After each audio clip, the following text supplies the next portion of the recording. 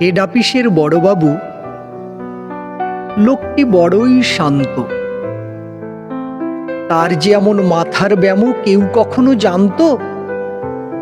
দিব্যি ছিলেন খোশ মেজাজে চেয়ারখানি চেপে, একলা বসে ঝিমঝিমিয়ে হঠাৎ গেলেন খেপে।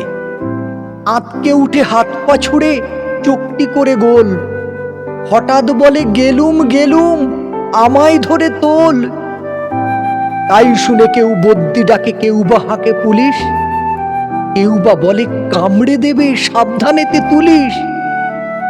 ব্যস্ত সবাই এদিক ওদিক করছে ঘোরাঘুরি, বাবু হাঁকেন ওরে আমার গোপ গিয়েছে চুরি।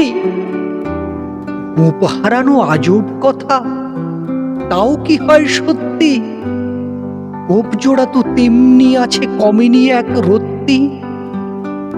সবাই তারে বুঝিয়ে বলে সামনে ধরে আয় না, মোটেও গোপ হয়নি চুরি, কখনো তা হয় না।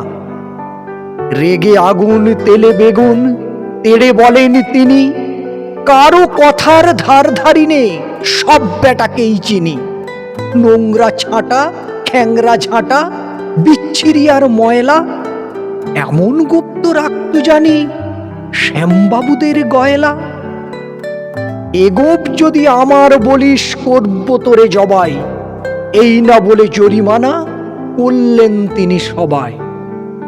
ভীষণ রেগে বিষম খেয়ে দিলেন লিখে খাতায়, কাউকে বেশি লাই দিতে নেই, সবাই চড়ে মাথায়।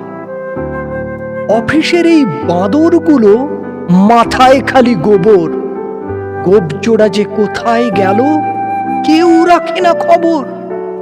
ইচ্ছে করে এই বেটাদের গোপ ধরে খুব নাচি, মুখ্যগুলোর মুন্ডু ধরে কোদাল দিয়ে চাচি। গোপকে বলে তোমার আমার, গোপ কি কারো কেনা?